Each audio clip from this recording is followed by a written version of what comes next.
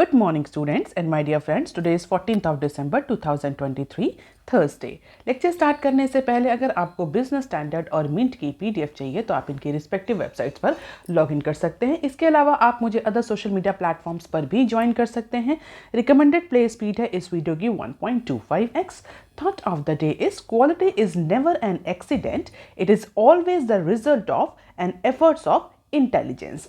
आज के mint paper की अप्रॉक्सीमेटली 7 इंपॉर्टेंट न्यूज़ हेडलाइंस हैं, बिजनेस स्टैंडर्ड की 16 इंपॉर्टेंट न्यूज़ हेडलाइंस हैं और आज के डिस्कशन में हम 14 न्यूज़ आर्टिकल्स कवर करेंगे। तो स्टार्ट करते हैं। पहला आर्टिकल जो कि मिंट के पेज नंबर 1 पर दिया हुआ है, world raises toast to fossil fuel transition.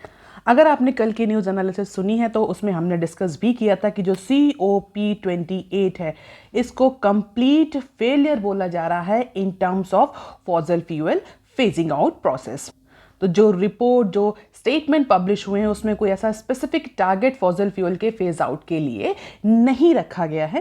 इसको लेकर के कई सारे डेवलप कंट्रीज और डेवलपिंग जो आइलैंड्स हैं वो COP28 के जो जॉइंट स्टेटमेंट आया था, जो रिपोर्ट्स आई थी, उसको क्रिटिसाइज कर रहे थे। तो उसी के बैकग्राउंड में हम ये न्यूज़ डिस्कस करेंगे। तो मिंट ने इस पर्टिकुलर न्यूज़ को थोड़ा सा डिफरेंट एंगल से कवर किया है। मिंट के according history was made in Dubai on Wednesday, यानी कल अप्रॉक्सीमेटली 196 कंट्रीज जो थे उन्होंने एग्रीमेंट दिया फॉसिल फ्यूल से ट्रांजिशन को लेकर के।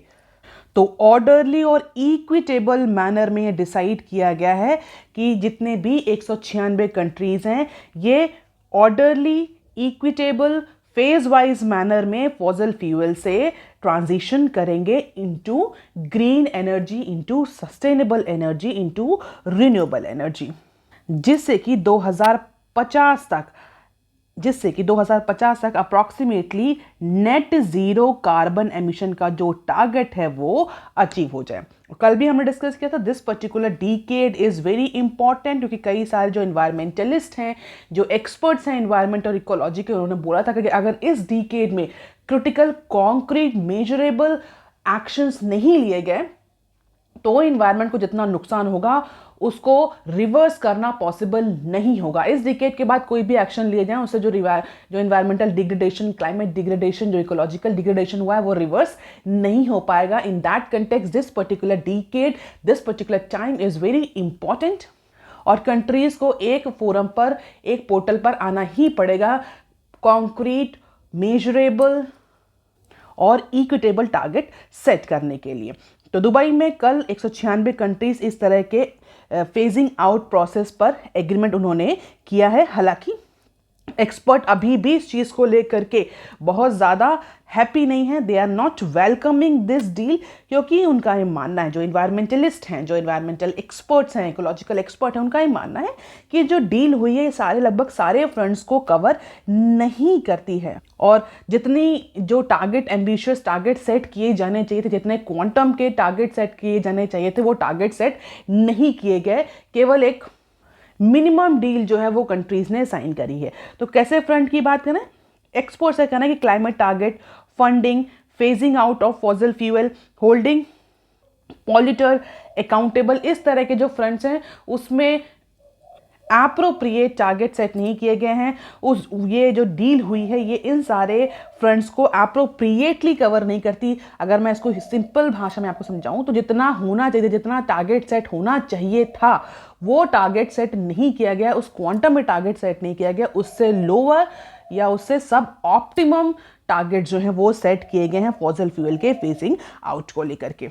और जो स्पेसिफिकली एक्सपर्ट्स ने टारगेट किया है उनका ये कहना है कि फॉसिल फ्यूल जो है वो बहुत टाइम से ये वर्ल्ड जो है वो टैबू की तरह यूज़ हो रहा है। कई सारे जब डिस्कशन होते हैं क्लाइमेट और इन्वायरमेंट को लेकर के फॉसिल फ्यूल, अगर हम टेक्स्ट को देखें, इस पर्टिकुलर COP28 के टेक्स्ट को देखें, इस डील के टेक्स्ट को देखें, तो इस टेक्स्ट में कहीं भी ऑयल, गैस जैसे जो वर्ड्स हैं वो मेंशन ही नहीं है, ऐसा एक्सपर्ट्स का मानना है।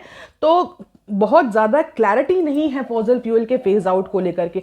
आपने एक कॉम्प्रिहेंसिव वर्ड यूज़ कर लिया, स्पेसिफिक टारगेट नहीं सेट किया है ऑयल और गैस के लिए। और कल हमने ये न्यूज़ डिस्कस भी करी थी कि इस तरह के जो टारगेट, जो स्पेसिफिक टारगेट, जो कॉन्क्रीट टारगेट सेट नहीं किए गए, उसका कुछ कंट्रीज जैसे कि ओपेक कंट्रीज हैं उनके लिए बेनिफिट है, इंडस्ट्रियल कंट्री जो डेवलपिंग है, जिनको फिलहाल के लिए एनर्जी रिक्वायरमेंट जो है वो फॉसिल फ्यूल से ही पूरी हो रही है, स्पेशली ऑयल एंड गैस से ही पूरी हो रही है, तो उनके लिए एक अपॉर्चुनिटी है। लेकिन एनवायरमेंटलिस्ट जो हैं, जो डेवलप कंट्रीज हैं, वो अभी भी इस पर्टिकुलर डील को क्रिटिसाइज कर रहे हैं और उनका ये मानना है कि COP20 जो है वो कंप्लीट फेलियर रहा है इस पर्टिकुलर फ्रंट में। हालांकि अगर हम COP28 के प्रेसिडेंट की बात करें तो उनका ये कहना है कि अभी फिलहाल के लिए हमने डेवलपिंग और डेवलप कंट्रीज, या हम बोल सकते हैं नॉर्थ पोल या साउथ पोल या नॉर्थ या ग्लोबल नॉर्थ और ग्लोबल साउथ के बीच में एक कॉम्प्रिहेंसिव डील साइन करिए, एक रास्ता दिखाया है। Later on we will deliver the specific target as well, क्योंकि अभी तक फिलहाल डेवलपिंग कंट्रीज और डेवलप कंट्रीज के बीच में इस पर्टिकुलर इशू को लेकर के बहुत ज़्यादा कंसेंसस नहीं बन पा रहे थे और कई सारे जो स्टेक होल्डर्स हैं उनको एक प्लेटफॉर्म पे लाना आसान नहीं है। तो फिलहाल के लिए we have set the right direction for this particular phasing out of fossil fuel और आगे आने वाले टाइम में प्रॉबेबली जो स्पेसिफिक टारगेट्स हैं वो सेट किए जाएं। हालांकि जो अभी कार्बन एमिशन के लिए, ग्लोबल वार्मिंग के लिए जो टारगेट सेट किए गए हैं उसके लिए ये पर्टिकुलर डील जो है वो बहुत इंपॉर्टेंट है। तो इससे पहले पेरिस एकॉर्ड जो हुई थी 2015 में, जहां पर जो 2 फ्लैगशिप गोल्स रखे गए थे, एक तो 1.5 डिग्री सेल्सियस का ओवर प्री इंडस्ट्रियल लेवल और दूसरा कार्बन एमिशन को लेकर के। तो फिलहाल के लिए एक्सपर्ट जो हैं वो इस पर्टिकुलर डील को जो COP28 में हुई है UAE में, उसको बहुत ज़्यादा अच्छा या बहुत ज़्यादा सक्सेसफुल इवेंट नहीं मान रहे हैं in terms of phasing out the fossil fuel. So this is the outcome of 2 weeks of negotiation, जहां पर कई सारे फंडिंग को लेकर के, क्लाइमेट फाइनेंसिंग को लेकर के, एनर्जी क्लाइमेट फंड, इसको लेकर कई सारे प्लेजेस लिए गए। You can just have the glimpse of it कि मेजर डिसीजन क्या लिए गए। तो अप्रॉक्सीमेटली 792 मिलियन का loss and damage fund, approximately 188 million का adaptation fund, 12.8 billion green climate fund, 174 million least develop countries fund LDCF और SCCF और 7.8 billion energy, 8.7 billion lifes and livelihood के लिए ये फंडिंग जो है वो सिक्योर करी गई है। हम ये बोल सकते हैं ये डील जो है फाइनलाइज करी गई है, या फंड जो है क्रिएट किया गया है। अब देख लेते हैं next article that is given on page number 1 of Mint paper. Uniform packaging rule set to ring in lower logistic cost. तो यूनियन गवर्नमेंट जो है वो इस समय पैकेजिंग स्टैंडर्ड को लेकर के काम कर रही है, जहां पर कई सारे स्टैंडर्ड, पैकेजिंग मतलब जो प्रोडक्ट की जो पैकेजिंग करी जाती है, जो पैकेट में प्रोडक्ट किया जाता है, उसके स्टैंडर्ड को लेकर के, उसके मिनिमम स्टैंडर्ड होते हैं कि किस तरह का जो प्रोडक्ट है वो किस तरह की पैकेजिंग में पैक हो सकता है, जिससे कि इन्वायरमेंट को भी नुकसान ना हो, प्रोडक्ट को भी नुकसान ना हो और हेल्थ जो है, स्टैंडर्ड जो है, प्रोडक्ट की क्वालिटी जो है वो मेंटेन रहे। तो फिलहाल के लिए यूनियन गवर्नमेंट जो पैकेजिंग स्टैंडर्ड पर काम कर रही है और ऐसा कहा जा रहा है कि जो पैकेजिंग स्टैंडर्ड का जो ड्राफ्ट बन रहा है, this particular draft would mandate the optimum space utilisation in warehouses. तो कई सारे पॉइंट्स पर जो है वो ध्यान रखा जाएगा कि जो वेयर हाउसेस हैं उनके उसमें इस तरह की पैकेजिंग करी जाए कि जो वेयर हाउसेस का मिनिमम स्पेस यूटिलाइज हो, लॉजिस्टिक जो कॉस्ट है वो लोअर हो, जिससे कि ओवरऑल GDP पर जो इम्पैक्ट है लॉजिस्टिक कॉस्ट का वो रिड्यूस हो। तो बहुत जल्दी जो इंडियन लॉजिस्टिक कंपनीज हैं वो यूनिफॉर्म पैकेजिंग स्टैंडर्ड जो है वो फॉलो करेंगी at their cavernous warehouses. तो वेयर हाउसेस के इफेक्टिव और ऑप्टिमम यूटिलाइजेशन के लिए इस तरह के स्टैंडर्ड, स्पेशली पैकेजिंग स्टैंडर्ड बहुत ज़रूरी है। और इंडिया में अगर हम वेयर हाउसेस की बात करें तो वेयर हाउसेस और वेयर हाउसेस के सेक्टर में जो इंफ्रास्ट्रक्चर है वो बहुत ज़्यादा लैकुना है। इंडिया के केस में हमारे पास बहुत अच्छे अच्छे वेयर हाउसेस नहीं हैं, जिसकी वजह से कई बार हमारे जो एग्रीकल्चर प्रोडक्ट्स हैं, जो फूड कमोडिटीज़ हैं, वो वेस्ट हो जाती हैं because of this lacuna, because of lack of these warehouses and transportation facilities. क्योंकि कई सारे जो गुड्स होते हैं वो पेरिशेबल होते हैं। हालांकि अगर नॉन पेरिशेबल की बात करें तो उनको थोड़े टाइम तक रखा जा सकता है, लेकिन फिर भी उनको कि जो इवन जैसे धूप या पानी उनसे सुरक्षित रखना होता है। तो कई बार ऐसा इंडिया में होता है, स्पेशली एग्रीकल्चर प्रोडक्ट के साथ बहुत ज़्यादा होता है कि हमारे पास प्रॉपर वेयर हाउसेज नहीं है, जिसकी वजह से हमारा जो एग्रीकल्चर प्रोडक्ट है वो बहुत ज़्यादा डैमेज और लॉस में जाता है। तो फिलहाल के लिए गवर्नमेंट इसी पर्टिकुलर पैकेजिंग स्टैंडर्ड पर काम कर रही है, जिससे कि जो वेयर हाउसेज हैं उनके स्पेस का ऑप्टिमम यूटिलाइजेशन किया जा सके और ज़्यादा से ज़्यादा प्रोडक्ट कमोडिटी जो है वो वेयर हाउसेज में स्टोर करी जा सके। कई बार ऐसा होता है कि प्रोडक्ट बहुत छोटा होता है और उसकी पैकेजिंग इतनी बड़ी होती है वो और अननेसेसरी का स्पेस जो है वो लेती है वेयर हाउसेज में, जिसकी वजह से अगर एक रूम में एक वेयर हाउस में 1000 प्रोडक्ट आ सकते हैं तो उस बड़ी पैकेजिंग की वजह से केवल 800 या 900 प्रोडक्ट ही आते हैं। तो इस तरह के स्टैंडर्ड्स को रीसेट करने जा रही है और ऐसा कहा जा रहा है कि this is a move that would support it's objective of lowering the logistic cost. तो इसके अलावा वेयर हाउसिंग की तो कॉस्ट रिड्यूस होगी, ट्रांसपोर्टेशन और लॉजिस्टिक की भी कॉस्ट रिड्यूस होगी, क्योंकि अब वो अगर उस स्टैंडर्ड की पैकेजिंग होगी तो डेफिनेटली वो हर जगह स्पेस कम लेगी। अगर ट्रांसपोर्टेशन में भी जो ट्रक्स वगैरह यूज होते हैं, जो रेल ट्रांसपोर्ट यूज होता है, उसमें कम स्पेस लेके तो ज़्यादा प्रोडक्ट हम एक बार में शिप कर पाएंगे। तो ऐसा कहा जा रहा है कि अप्रॉक्सीमेटली जो अभी लॉजिस्टिक कॉस्ट है, कितनी कॉस्ट है अभी लॉजिस्टिक इंडिया में, अप्रॉक्सीमेटली 14 से 15% हमारा जीडीपी का सिर्फ लॉजिस्टिक कॉस्ट में, ट्रांसपोर्टेशन कॉस्ट में ही जाता है। तो मानना है एक्सपर्ट है कि अगर इस तरह के पैकेजिंग स्टैंडर्ड आ जाते हैं तो ये जो 14 से 15% जो लॉजिस्टिक कॉस्ट है ये रिड्यूस होकर के 7 से 8% रह जाएगी, जस्ट लाइक एडवांस इकोनॉमीज। तो डेफिनेटली कहीं ना कहीं जीडीपी ग्रोथ में भी हेल्प करेगी, वैल्यू एडिशन में भी हेल्प करेगी, ट्रांसपोर्टेशन कॉस्ट, लॉजिस्टिक कॉस्ट को रिड्यूस करने में भी ये ड्राफ्ट हेल्प करेगा। इसके अलावा वेयर हाउसेस के ऑप्टिमम यूटिलाइजेशन में भी हेल्प करेगा, वेस्टेज को रिड्यूस करेगा कमोडिटीज के।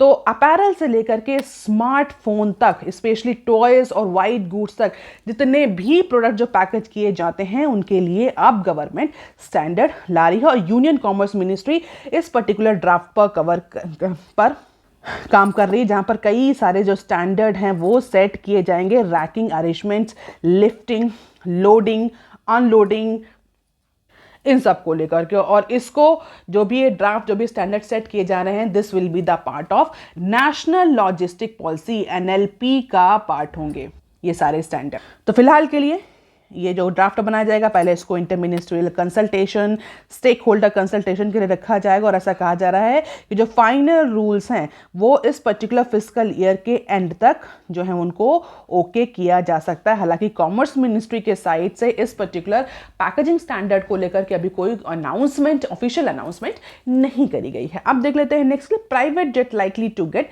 Fractional policy lift. तो जो यूनियन गवर्नमेंट है वो एक पॉलिसी फ्रेमवर्क पर काम कर रही है। किस पॉलिसी फ्रेमवर्क पर काम कर रही है? जो प्राइवेट जेट हैं उनकी ओनरशिप को लेकर के, फ्रैक्शनल ओनरशिप को लेकर के। तो ऐसा कहा जा रहा है कि जिस तरीके से policy centre government, union government set कर रही है प्राइवेट जेट की फ्रैक्शनल ओनरशिप को लेकर के, उसके बाद से जो ये प्राइवेट जेट है ये और ज़्यादा अफोर्डेबल हो जाएगा आगे आने वाले दिनों में। तो कुछ और ज़्यादा इंडियंस जो हैं वो प्राइवेट जेट को अफोर्ड कर पाएंगे और आगे आने वाले कुछ मंथ्स में, यानी अप्रॉक्सीमेटली 1 से 2 महीनों में, ये जो पॉलिसी ड्राफ्ट है ये पब्लिक कंसल्टेशन के लिए ओपन किया जाएगा।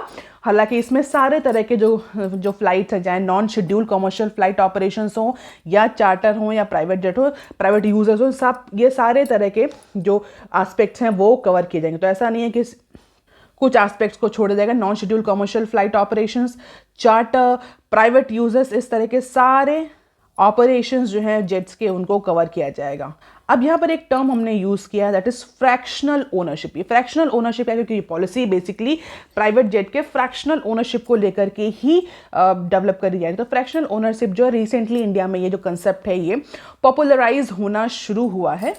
और जनरली क्या होता है कि शेयरिंग बेसिस पर हम किसी जेट को ओन करते हैं। It means it allows the entity और the individual to buy a stake in an aircraft and share its flying hours and crew with other part owners. मतलब ज्वाइंटली कुछ owners मिल करके प्राइवेट जेट खरीद लेते हैं और आवर्स के बेसिस पर उसका डिवीजन कर लेते हैं कि इतने घंटे हम उसको हम प्राइवेट यूज़ के लिए उस फ्लाइट को, उस जेट को लेंगे, इतने घंटे आप लेंगे। That is based on the stakeholding, that is based on the shareholding. जिसका जितना ज़्यादा शेयर है वो उतने ज़्यादा आवर्स के लिए उसको यूज़ कर सकता है। रिमेनिंग जो क्रू है वो अदर आवर्स के लिए उसको यूज़ कर सकते हैं। So this concept is called as fractional ownership, जो फिलहाल इंडिया में थोड़ा सा पॉपुलराइज होना अभी रिसेंटली शुरू हुआ है। एक पूरे इंटायर जेट को ओन करना और एक फ्रैक्शनल ओनरशिप लेना डेफिनेटली ज़्यादा सस्ता है। तो इस तरह का जो कंसेप्ट है अभी रिसेंटली इमर्ज हुआ है। And as a part of draft framework anyone who wishes to be such part owner must hold a certain minimum stake। तो यानी कोई भी जो फ्रैक्शनल ओनरशिप लेना चाह रहा है तो एटलीस्ट उसे कुछ मिनिमम स्टेक या मिनिमम शेयर होल्डिंग उसमें उसकी होनी चाहिए। तो 5 से 10% की रखी जा सकती है, यानी इससे नीचे के जो हैं वो ओनर नहीं कहलाएंगे। अगर आप इससे नीचे की ओनरशिप रखते हो तो definitely you would be not called as a owner और फ्रैक्शनल ओनर। तो मिनिमम ओनरशिप भी डिसाइड करी जा सकती है और इसमें बेसिकली इस तरह के एयरक्राफ्ट इन्वॉल्व किए जाएंगे जिसमें मैक्सिमम 20 पैसेंजर एक बार में सीट ले सकते हैं। इसके अलावा कई सारे रेगुलेटरी कंप्लायंसेस को भी रिमूव करने की बात करी जा रही है, जिससे कि जो ये प्राइवेट जेट है और जो non scheduled commercial flight operations हैं और ज़्यादा अफोर्डेबल बनाए जाए इंडिया में। तो directorate general of civil aviation DGCA norms of civil aviation requirement को थोड़ा सा फ्लेक्सिबल करने की बात करी जा रही है for those entity that manage, operate and maintain these aircraft. तो अभी फिलहाल के लिए ग्रेटर फ्लेक्सिबिलिटी प्रोवाइड करी जा रही है, करने की कोशिश करी जा रही है इस पॉलिसी ड्राफ्ट के थ्रू।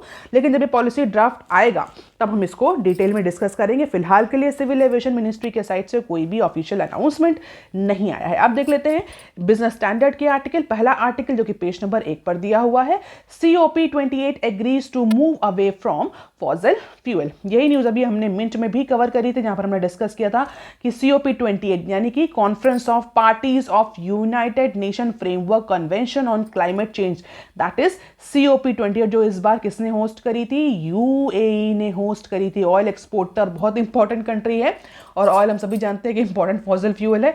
तो एक ऑयल एक्सपोर्टर कंट्री UAE ने इस बार COP28 होस्ट करी और ये आप सोच सकते हैं, जबकि हम सबको पता था कि COP28 में इस बार फॉसिल फ्यूल को फेज आउट करने का डिसीजन लिया जा सकता है। और हम सभी ये भी जानते हैं कि अगर fossil fuel specially crude oil को फेज आउट करती हैं कंट्रीज, उसके यूजर्स को फेज आउट करती हैं, तो इसका सीधा सीधा इम्पैक्ट हमें ऐसे कंट्रीज पर देखने को मिलेगा जो जिनकी पूरी इकोनॉमी ऑयल बेचने पर डिपेंड करती है, जिसमें UAE एक बहुत इंपॉर्टेंट कंट्री है। तो जितने भी ओपेक कंट्रीज हैं उनकी इकोनॉमी जो है वो डेफिनेटली आगे आने वाले टाइम में कहीं ना कहीं इंपैक्ट करेगी, क्योंकि उनका पूरा इकोनॉमिक स्ट्रक्चर जो है वो ऑयल प्रोडक्शन और सेलिंग पर ही डिपेंड करता है। और फिलहाल के लिए इस बार जो डील हुई है उसमें कोई बहुत कॉन्क्रीट ऑब्जेक्टिव्स नहीं रखे गए, एम्बिशियस ऑब्जेक्टिव्स नहीं सेट किए गए और इसीलिए एक्सपर्ट इसको क्रिटिसाइज भी कर रहे हैं। लेकिन फिलहाल के लिए जो डील साइन हुई है, कल जो फाइनल डिसीजन टेक्स्ट आया है उसमें यह जरूर मेंशन किया गया है कि जो फॉसिल फ्यूल से ट्रांजिशन किया जाएगा, लेकिन कोई कॉन्क्रीट जैसे लाइक COP15 जो पेरिस अकॉर्ड होता है उस तरह के कोई बहुत ही कॉन्क्रीट टारगेट्स नहीं सेट किए गए हैं। वो एक बहुत फिक्स रिस्पॉन्सिबिलिटीज जो हैं वो बहुत फिक्स नहीं करी गई हैं। और अगर क्लाइमेट की बात करें तो this agreement reach during the hottest year in the recorded history. तो इस साल ये जो साल रहा है ये अभी तक का हिस्ट्री का सबसे गर्म साल रहा। और जैसा कि हम पहले भी डिस्कस कर चुके हैं कि जो क्लाइमेट एक्सपर्ट्स हैं, इन्वायरमेंटलिस्ट हैं, they are again and again giving the warning to the countries कि अब फॉसिल फ्यूल को phase out, completely phase out करने का टाइम आ गया। अगर इसके बाद डिसीजन लिया गया तो प्रोबेबली इकोलॉजिकल जो डिग्रेडेशंस हैं वो रिवर्सेबल नहीं होंगे। तो हालांकि डिटेल न्यूज हम ऑलरेडी मिनट में कवर कर चुके हैं। These are the important highlights. COP28 hosted by UAE, which was the global stake year under 2015 Paris Agreement. Low carbon, hydrogen, carbon capture, energy storage, even nuclear power labeled under low emission technology. So low emission technology का जो classification किया गया है उसमें ये सारी technology classify करी गई हैं। Phasing out inefficient fossil fuel subsidies that do not address energy poverty or just transition. तो बहुत ज़्यादा अगर आप देखें डिटेल में तो कोई बहुत स्पेसिफिक टारगेट सेट नहीं किया गया। कहीं ना कहीं जो इन्वायरमेंटलिस्ट हैं they are right on their thought process. आप देख लेते हैं next article that is given on page number 4 of Business Standard. After robust GDP figures ADB raises India forecast. कल की न्यूज में हमने NSO के जो पब्लिश डेटा है उनके बारे में डिस्कस किया था, जहां पर हमने manufacturing activities, manufacturing PMI, industrial output, GDP जो Q2 का जो डेटा है उसके बारे में डिस्कस किया था। और हमने ये भी डिस्कस किया था कि जो इकोनॉमिक पैरामीटर्स हैं वो कहीं ना कहीं पॉजिटिव सेंटीमेंट्स, पॉजिटिव डेवलपमेंट और ग्रोथ इंडिकेट कर रहे हैं। तो इसी पर्टिकुलर डेटा के बाद जो एशियन डेवलपमेंट बैंक है उसने वेडनेसडे को इंडिया का जो GDP फोरकास्ट है उसको रिवाइज कर दिया है। कितना रिवीजन किया है? पहले जो एशियन डेवलपमेंट बैंक था, ADB बैंक था, उसने 6.3% का प्रोजेक्शन किया था। कब किया था? इन द मंथ ऑफ सितंबर। उसको रेस करके, उसको इंक्रीज करके 6.7 कर दिया है फॉर फाइनेंशियल ईयर 20 4। तो एशियन डेवलपमेंट बैंक कौन सा बैंक है, आप मुझे कमेंट सेक्शन में लिख करके बताइए किस ये बैंक कैसे डेवलप हो, what is the basic mandate of this particular Asian development bank. तो फिलहाल के लिए अभी हम एशियन डेवलपमेंट बैंक के बारे में डिस्कस नहीं करते हैं, हम यहाँ पर उसके फोरकास्ट को डिस्कस कर रहे हैं। तो लेंडर ने जो इंडिया का जीडीपी फोरकास्ट है वो रिवाइज किया है और कहा है इंडिया जो है वो higher than expected GDP growth rate register करेगा, जो कि अगर हम देखें सेकेंड क्वार्टर के रिजल्ट्स जो कि अभी हमने रिसेंटली डिस्कस किए हैं और एनएसओ ने पब्लिश भी किए हैं, उसमें जो जीडीपी ग्रोथ रही है वो सिग्निफिकेंट ग्रोथ रही है, more than expected growth rate रही है, जिसकी वजह से ये रिवीजन एशियन डेवलपमेंट बैंक ने किया है। तो सेक्टर स्पेसिफिक भी कल हम डिस्कस कर चुके थे कि मैन्युफैक्चरिंग, माइनिंग, कंस्ट्रक्शन और यूटिलिटीज जो है वो डबल डिजिट से ग्रोथ कर रहे हैं। हालांकि एग्रीकल्चर में हमें स्लाइटली स्लो डाउन या स्लाइट स्लो डाउन देखने को मिल सकता है। रीजन भी हमें पता है कि जिस तरीके से मानसून का इम्पैक्ट रहा है, एल नीनो का इम्पैक्ट रहा है, इसकी वजह से प्रॉपर रेन नहीं हुई है, तो जो ग्रोथ प्रोडक्टिविटी होगी एग्रीकल्चर सेक्टर में वो रिड्यूस करेगी। हालांकि जो इंडस्ट्री है that will grow stronger than anticipated and that is why this upward revision has been done. हालांकि फाइनेंशियल ईयर 25 की जो ग्रोथ फोरकास्ट है फिलहाल के लिए उसको अनचेंज रखा है एशियन डेवलपमेंट बैंक ने। फाइनेंशियल ईयर 25 की क्या ग्रोथ फोरकास्ट थी 6.7% की। तो 6.7% की ग्रोथ रेट जो ग्रोथ रेट फोरकास्ट करी थी एडीबी ने कब, सितंबर में, उसको फिलहाल के लिए अनचेंज रखा है, उसमें किसी भी तरह का चेंज नहीं किया है। लेकिन 24 की ग्रोथ फोरकास्ट को पॉजिटिवली रिवाइज कर दिया है और एशियन डेवलपमेंट बैंक के अकॉर्डिंग फिक्स इन्वेस्टमेंट बढ़ेगा, प्राइवेट कंजप्शन इंक्रीज होगा। हालांकि प्राइवेट कंजप्शन जितना एंटिसिपेट किया है उतना नहीं होगा, लेकिन जिस तरीके से central government, state government investment कर रही है वो कॉम्पनसेट कर देगा उस पर्टिकुलर प्राइवेट कंजप्शन की क्वांटम को।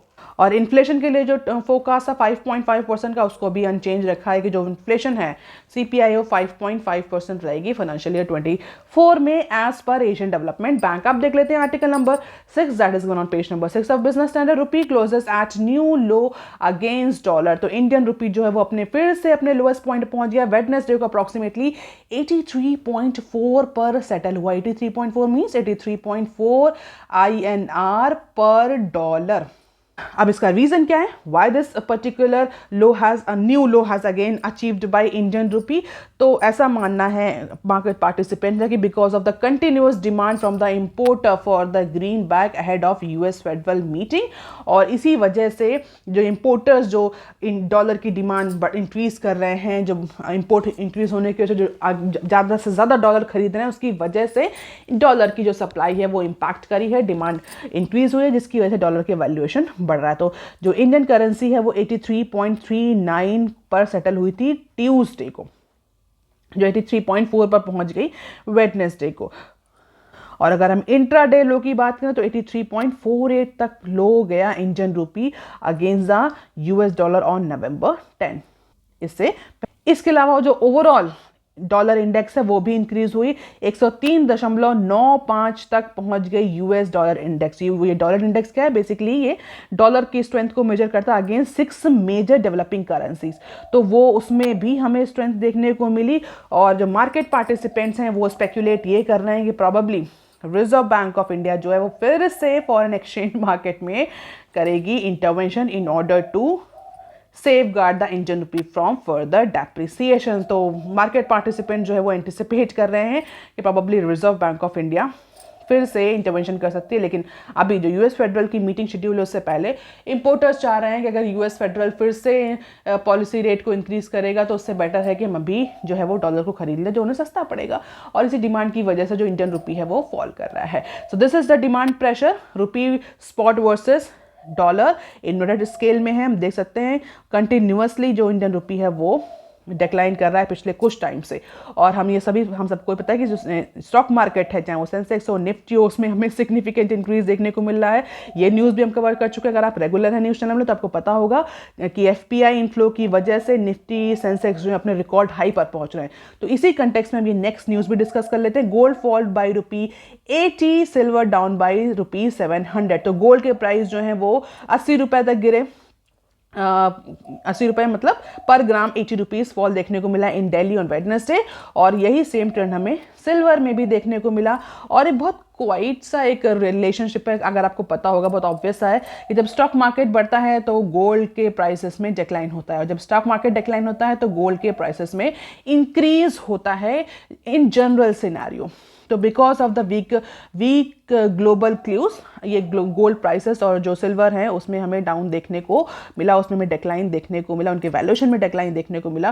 प्रॉबेबली हम ये भी कह सकते हैं कि इसमें जो स्टॉक मार्केट है वो इंक्रीज हो रहा है, उसकी वजह से भी ये डिक्लाइन हो सकता है। अब देख लेते हैं short news articles from business standard. Member nation unanimously adopt new Delhi declaration. तो minister of states for electronic and IT mister Rajeev Chandrasekhar ने वेडनेसडे को अनाउंस किया है कि न्यू दिल्ली डिक्लेरेशन को 29 मेंबर कंट्रीज ने, किस पर्टिकुलर अलायंसेस के 29 member countries, global partnership of artificial intelligence GPAI के जो 29 मेंबर कंट्रीज हैं उन्होंने न्यू दिल्ली डिक्लेरेशन को यूनानिमसली अडॉप्ट किया है। तो ये सेकेंड डे समिट है GPAI का, और इस समिट में जो न्यू दिल्ली ने जो डिक्लेरेशन प्रेजेंट किया उसका यूनानिमस अडॉप्शन किया गया है। And this unanimous adoption happens after 4.5 hour long ministerial council meeting, जहां पर कोलैबोरेशन, इंक्लूजन और गवर्नेंस फ्रेमवर्क पर फोकस किया गया है।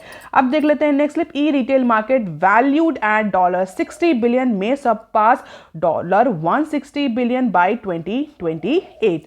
तो जो ई रिटेल सेगमेंट है इंडिया में वो स्केल अप हो रहा है, और ऐसा एंटिसिपेट किया कि जिस तरीके से इसमें डिमांड बढ़ रही है, जिस तरीके से ई कॉमर्स, ई रिटेल सेगमेंट ग्रो कर रहा है, 2028 तक इसका जो वैल्यूएशन है वो $160 बिलियन से भी क्रॉस कर जाएगा। Market has experience a very strong growth after the pandemic, और जो इस फिलहाल के लिए जो वैल्यूएशन है वो $60 का है, लेकिन $60 बिलियन अभी 2023 तक का वैल्यूएशन, लेकिन 2028 तक ही 160 का ग्रोथ, जो 160 का वैल्यूएशन है वो अचीव करेगा।